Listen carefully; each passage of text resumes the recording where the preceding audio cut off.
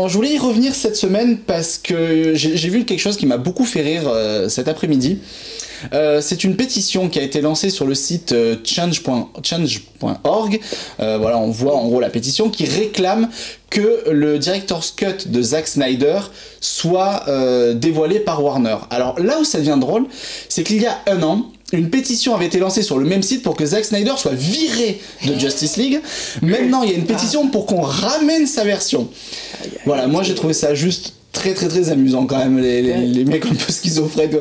Oui, dégagez-le, il est pas bon. Ouais, bon, finalement, on va le ramener. En fait, il y avait pire. Il est pas bon, mais en fait.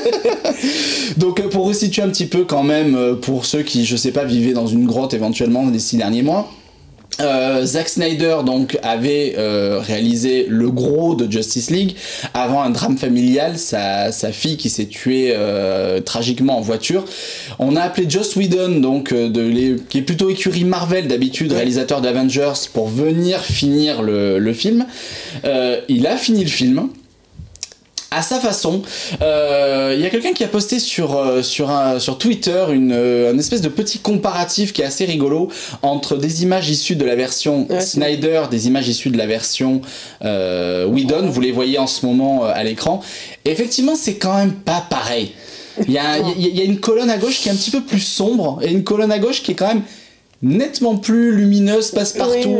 Je crois que c'est l'image d'Aquaman, je trouve que c'est la plus flagrante. Ah mais elle est extraordinaire, on croirait une pub pour Disneyland, elle est magique. Pour un idiot à droite. Hein. Mais complètement. Mais c'est assez drôle effectivement le changement de traitement, parce que d'un côté on voit quand même qu'il y a un espèce de style, une espèce de patte quand même assez sombre, etc. Et de l'autre côté... On voit les fonds verts en plus. Hein, on voit les fonds verts, mais de l'autre côté, moi ce qui me sidère surtout, c'est ce traitement très aseptisé, très fade qu'on voit dans tous les films Disney d'ailleurs. Voilà, une image assez lumineuse, basique, on a l'impression qu'on appuie sur un bouton avec marqué formatage, image, lumière, tac, standard classique, hop, je balance. Oui, enfin bon, les films de Snyder sont aussi formatés à leur façon.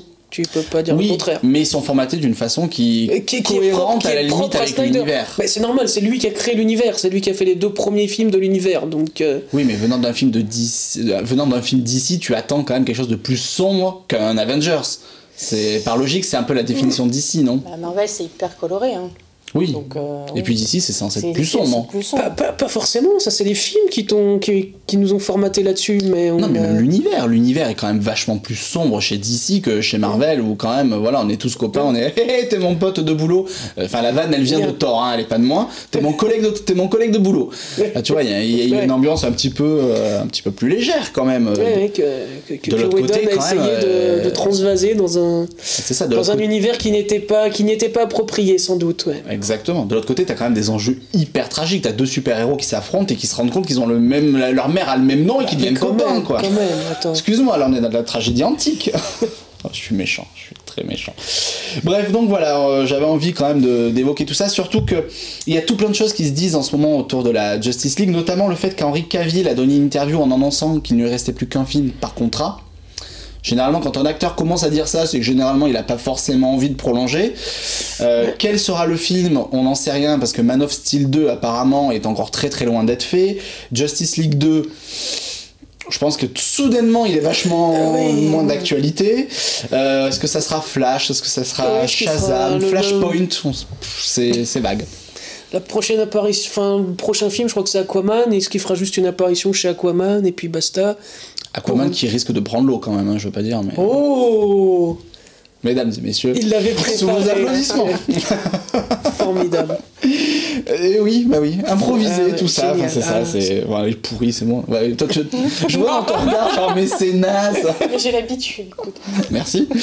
Et un petit... Il y a Benjamin en régie qui est en train d'applaudir quand même. J'aime bien parce que j'ai du soutien au moins sur cette émission.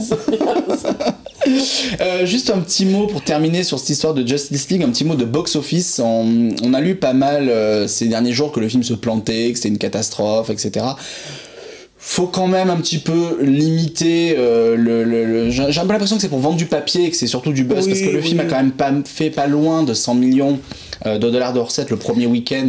Alors oui, c'est le moins bon démarrage d'un film DC, mais en même temps, il cartonne. Alors que ça devait être comme le pilier de l'univers DC, quoi. C'est ça qui est dommage. C'est vrai. Mais bon, voilà, après, c'est pas non plus honteux, c'est les 100 millions. Il fait un très très bon démarrage en Chine. Je crois qu'il a démarré à presque 60 millions d'entrées. Le film est formaté pour le public chinois. Oui.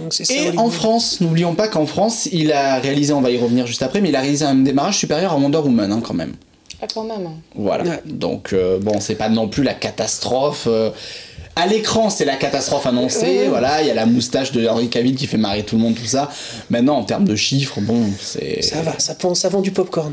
Exactement. Et ça vend peut-être des postiches de moustache. Voilà, c'est ça. Donc voilà.